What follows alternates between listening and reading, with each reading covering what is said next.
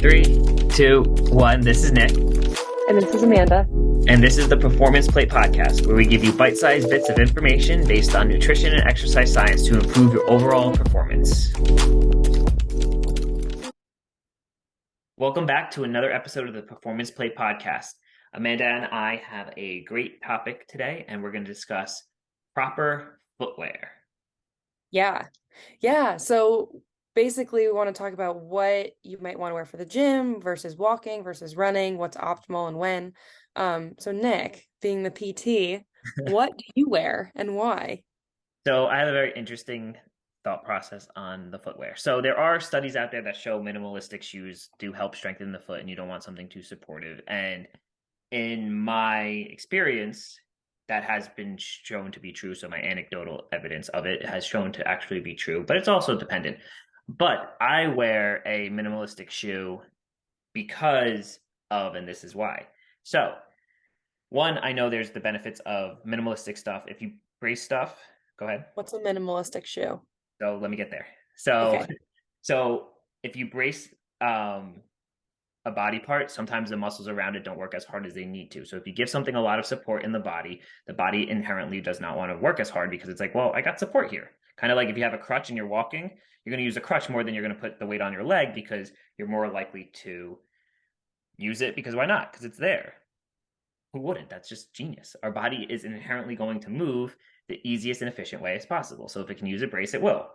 So that can come down to shoe wear as well. So what a minimalistic shoe is a shoe that has very little support to it, almost like barefoot. So my shoes are barefoot shoes technically, or minimalistic shoes. So I've always worn regular type shoes, I guess you could say, like regular, like New Balances, Nikes, Air Maxes, whatever it was, a regular type shoe for years.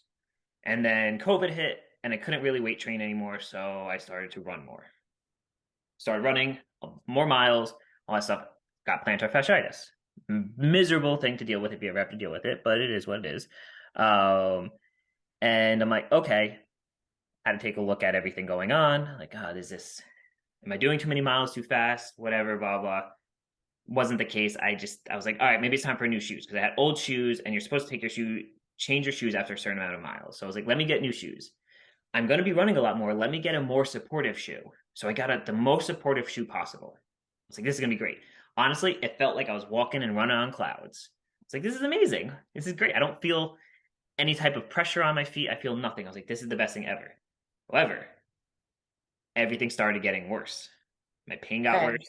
Everything got worse. I was doing all my rehab exercises. I wasn't running more than I was supposed to. Everything and things just started getting worse again. And I was like, hell's going on? I was like, maybe I'm an anomaly. This is like weird. Maybe something's going on. Then I saw more stuff on minimalistic shoes. I read more articles on minimalistic shoes. I'm like, kind of sounds similar to like, it was like, you know what? Makes sense. And I'm thinking about supportive and bracing. And I was like, well, that's shutting down. Maybe my feet are not strong enough. So then I went to a minimalistic shoe and I started running in those. And over time with the rehab exercise I was doing for myself and all that, my plantar fasciitis went away and things got better. And I've been wearing minimalistic shoes since. Cool. So like I said, anecdotally, I see the benefits of it because I've also experienced it. But everybody's different and it really does depend on what you're trying to do. Okay. So let me ask you this. Yeah. So I have a client that has plantar fasciitis. Okay. And she went to her doctor and I told her, hey, go get it looked at. And they recommended an orthotic and PT. So as a PT, what makes you recommend an orthotic versus not, or maybe using a minimalistic approach? So you have to look at the whole picture. We kind of talked about this on a podcast a while ago, one of our first ones, about looking at the whole picture and asking what's actually going on with the person and their shoe wear and their footwear and stuff. And I've treated many marathon runners, I've treated many triathletes in my years of practicing where a lot of people tell me like, oh, well, I got an orthotic and I've had plantar fasciitis and the orthotic didn't work. Now, there's nothing wrong with orthotics or anything like that, but you have to question when did they get it and why did they get it?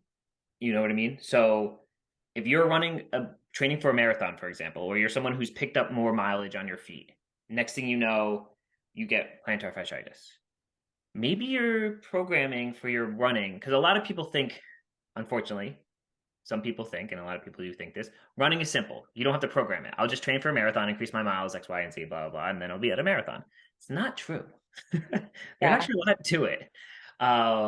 So if you're putting a lot of miles on too fast, too soon, you may be getting things like plantar fasciitis. You may be getting aches and pains like a tendonitis or something like that. So prime example is if I have a 45-year-old woman who's ran her whole life, okay, just on and off, now all of a sudden she is training for a marathon and now she gets plantar fasciitis. Personally, I don't think an orthotic is the answer because you went 40 something odd years without needing one and you were running and doing activities. It could be the fact that your volume increased so much and your body wasn't ready for it and you're not doing any other things like strength training or those other things to offset and get muscles stronger to help do that. So maybe we've got to look at your programming first and how much you're running and how much in that short amount of time did you increase your volume before jumping into an orthotic. So like I said, orthotics have a time and place, especially for people with like actual like born deformities that they can't control, we'll say. Mhm. Like Charcot's-Marie foot, I think I said it right. These things that are deformed that you can't control, but I don't think you should jump right down to the conclusion of, I need this, especially if you lived your whole life without something like that. It sounds root cause approach. Yeah. Yeah. That's kind of where, I mean, that's my approach to it, to be honest with So you. it sounds like sometimes you would use them and sometimes you wouldn't, but regardless of whether you use them or not, you'd also have a plan in place to get at the root Yes. cause of whatever was causing the pain. And that's the key is a lot of times people who get orthotics, they don't have a plan of to wean out of the orthotic. Why am I not surprised that that was the answer? Exactly. Because that's how it goes sometimes, Yeah. where it's not that the orthotic is bad. It's not that your footwear is bad. It's the timing and what are you doing to figure out how to get you out of it? Because you should not be Yeah. relying, especially if you get one later on in life, you shouldn't be relying on that orthotic for the rest of your life. And I, like I said, anecdotally, from experience, so many people have come in and said they don't work for me. Well, then I'm like, then why are you wearing them if they're not working? You know? Yeah. I actually think that I was prescribed them at one point, and I can't even remember why. Hmm. I think it Yeah. was in middle school when I was running more, doing cross country. Yeah. Yeah, So, there you go. so it's I don't think I ever wore them, but I do remember the doctor prescribing them. Yeah. I think it's the approach has to be like, okay, we're gonna do this for 3, 4 weeks, whatever the prescribed plan is. We're gonna transition you in and then out of them as Yeah. things calm down. Because what they do is give you support for certain areas of the foot to take pressures off, to make the foot do what it wants to do, to help maybe make a more normalized pattern, quote unquote, normalized, because no one's got a normal pattern, everybody's different, but to allow it to give you time to heal and then Mhm. transition out of it. Yeah. But it brings back to the question of what kind of footwear should I wear then if orthotics Right. aren't the answer? Right. And well, yeah, and like I guess even let's start with strength training Mhm. because for years, I mean, this is going back to high school, I had no idea that you were supposed to wear flat shoes. So I was just wearing anything that I wanted, anything that I thought looked cute, anything that was in style. Yeah. I don't think I ever actually had any issues that came from it. I mean, maybe I did, and I just didn't connect the dots. But I mean, obviously now I wear flatter shoes when I strength train. But can you talk about the mechanism behind that and why? So so it's almost like we can go back to my really supportive shoe. Mhm. So we were talking recently. I was at the war room with somebody, and we were talking about footwear, and I was like, he's gonna start running a lot more. I was like, you can't run in the minimalistic shoes you have. You're not prepared for it. Now he could, you just got to warm up to it. But his lifting shoes are not the same shoes because those are very minimal or flat. I was like, you're not going to be prepared for that. You may want to get a more supportive shoe or like an average shoe, we'll say, just to see how you feel, to work yourself into it. And then you can get yourself used to that volume and reduce yourself down. So the reason why you want a flatter shoe, and he was saying, he's like, I squatted in my running shoes and I felt like I couldn't feel the ground and I was like wobbling like crazy. So Mhm. the purpose of a flatter shoe while you're squatting, and it doesn't have to be like these fancy, like you don't have to get the Vivos I have, you don't have to get these crazy other ones. Like it could be like an Air Force One shoe. I think that's a shoe, or Air Max, whatever it is, the flat shoe. They're not flat. They have a bottom, but it could be like Vans. Yeah, Vans. Well, some of the Air Forces do Converse. have a little bit of a bottom. Like you want to Oh, think of how big the sole is. Okay. okay. Um, but yeah, Vans, Converses. It's not the end of the world. The reason why they say you want a flatter one, it's like don't get me wrong. If you're just going to the gym to have like lift and not Right. lift crazy amounts of weight, you're fine with your Nikes. You're fine with your New Balances. However, if you want to start pushing yourself a little bit more, at a certain point, you may want to transition to a flatter shoe because that'll give you more support in the sense of you'll feel the ground more. So you're Hmm. not getting support like pushing like from the shoe itself. You'll feel the ground more. And when you're lifting weights, like you're doing squats or deadlifts, you want to make sure you're feeling the ground. Hmm. So you can get that chain of connection from your feet all the way up to your hips. So you feel everything. And that helps your brain and your mind muscle connection with all those muscles feel more grounded, feel more in control. I That's didn't what, know there was science behind that, but I've noticed that myself. yes. So there is Yeah. science behind that. So now what about which makes sense. What about when you are like your toes spreading out, Splaying. Yes. splaying? Yes. Yeah. Yeah. So are you worried about that? That's the You be question. like, Should you yeah, be worried? Yeah. right. So a lot of people will tell you like a wider toe box is better for your toe splaying. Hmm. Like it allows your toes to kind of splay out a little bit more. Helps you make feel more grounded. And there is studies, like I said, that show that as well. It's not the end all be all though. Like if you're at a certain point, you don't need to transition into something crazy if that's something new for you. Because to be fair, if you've always had, let's say you've always wore Nikes your whole life, and now you're going to go into a minimalistic shoe, you're going to have pain because you got to transition into it. Hmm. Your body's not used to that because it's going to get used to those forces. So to answer your question about the splaying of the toes, that is important. When you actually do walk in your gait cycle and all of that, your feet do when you stand and come through your gait, your toes have to splay a little bit. Just it creates more balance. The muscles fire better. So when you do that, yes, a wider toe box, which is the front of your shoe, may help that happen more, and that's why they say it. They're like, oh well, the wider toe box will help that. As also if you look at a minimalistic shoe, we'll say, or something like that, there's no curve in the front of it, Hmm. and there's no rocker in there, so you're actually using your big toe and all the other muscles to push off more than allowing the shoe to help you with push off. Which, like I'm saying here, is it's not the end all be all. It's something to consider if you're having constant foot pain and you've tried every shoe out there. Maybe weaning yourself into a wider toe box shoe or minimalistic shoe may be an option because your muscles are begging you to be worked more efficiently and better instead of being supported all the time. Makes sense. And that's what we want to look at is the footwear aspect of it. Like, is there a better footwear for this? Is there a better foot for this? Like, sure, depending what you're trying to do, you know. But Yeah. if you're just a new person coming into the gym or going for a run, it does not matter until you start getting serious, like we talk about with all our athletes. When you start crossing over that threshold to compete in something, you should probably look into what's the best fit for you at that time and what you need. And also if someone has pain too, Mm-hmm. if they're uncomfortable, then they probably need to look at their shoe wear, right? Yes. If you're having pain with running on your feet, you probably should look at your footwear. The main thing too with footwear is make sure it's not super old. At Yeah. a certain point, we stopped growing, so we don't change our shoes as much if they don't look super worn. And then you're like, oh, wait a second. you know, Is there like any hard and fast rule for how often you should replace sneakers? there is. It's a certain number of miles, and every company is different, so you have to look at the company. Oh, They tell you how many miles you should replace each shoe.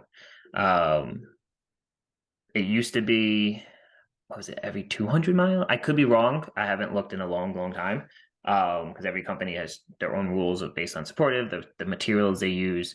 My hard and fast general rule of it is if you've been running and putting a lot of miles on it and you look at the bottom and the bottom's pretty worn, time for new shoes. okay. Like you're Yeah. looking at the bottom, it's like, all right, it's been a year and I ran every day for the last year in this shoe. I'm like, and you're looking at the bottom, and it's Yeah. very worn, you probably need a new shoe. Makes Um, sense. yeah, and to kind of build off of like people get so caught up in footwear, don't. You know, like you said, Yeah, you've experienced it. Like you do feel more grounded with the with lifting and stuff with your flatter shoe. That's great. That's awesome. But Amanda's not going to stop lifting because she doesn't have Converses. You know, right. if she Yeah, forgot those at home one day, she's going to lift in her regular shoes. right. Exactly. Like, yeah, I'm not going to skip my entire session. Also, the other thing that I'll do too is say I'm walking to the gym, Mhm. I'll wear my Brooks because those are my Yeah, fave right now. Loving yeah, those. Um, and then I'll just take them off if I'm going to squat or do lunges or anything like that. yeah. And you can always train barefoot. You Yeah, know, you really feel like you want to feel the ground, train barefoot. yeah. Um, you want to when it comes to your footwear, you want to make sure that it's what it's serving you. Like we always preach, and I mean, time and time again, I feel like Amanda and I probably are Reiterating records. ourselves.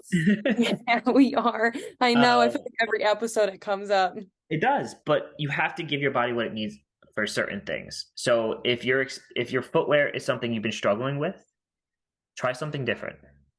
Ask questions. You can always reach out to me. You can always reach out to Amanda. Amanda may tell you to reach out to me anyway from there. But Yeah. like, you can always reach This out to is Nick's somebody. expertise. Yeah, to give you ideas of what to do because it can be overwhelming. There's also places like I think it's up by Roadrunners. I think it's by you. Yeah, Um, Roadrunner's right here. I remember yeah, my mom actually going there, and I remember actually going there in high school with her, and she was like, "I'm gonna get fitted for sneakers," and yeah. I'm sitting there and I'm like, "This just seems so extra." I'm like, "Why she's got to go on this treadmill?" I'm like, "Why does she always have to be so extra?" I remember being so That's annoyed amazing. by it, but And now I'm like, I want to go there and see what they yes, can know because it is helpful and it is yeah, really awesome what they do there, how they do fit the shoe to your feet, and I yes. know that she actually found shoes that fit well after that, and she just continued to buy that same brand Yes, afterwards. Um, the key. and she really liked it. Yeah. So there are places like that. So for people out there listening, there's places where you can find where they fit your shoe for you, um, to help you do what you want to do. Mhm. I mean, it's called road runners are usually for runners specifically, but you can, and that's the main thing too, is you don't be afraid to have different shoes for different things. You Yeah, know, that's what yeah, I have Brooks for walking and yep, running, and then I can wear Vans or Converse or really anything. anything at the gym. Yeah. Yeah. I have I mean, I only have Vivos, um, but that's just the brand I like. I found the most Yeah. comfortable. But I have my running version and then I have my lifting version. My lifting version is actually two sizes smaller than my regular foot size. Really? Running version is one size down from my regular foot size. How does that work? I like the tighter fit of the two sizes down. I went two sizes down, I would lose circulation. No, because I only wear them to hit my lifts. That's it. Yeah. So for me, it's only what maybe on for 2 hours and then they're off. And I don't lose circulation because it's knitted, so it stretches. It just feels compressed and tight. Okay, gotcha. Um, yeah. So not to get off on crazy tangents here, but the main thing with footwear is one if you don't know where to start, try something. If you're starting to feel foot pain with running or anything like that, or knee pain or hip pain, whatever you're looking at, look at your programming before you address your footwear. Okay.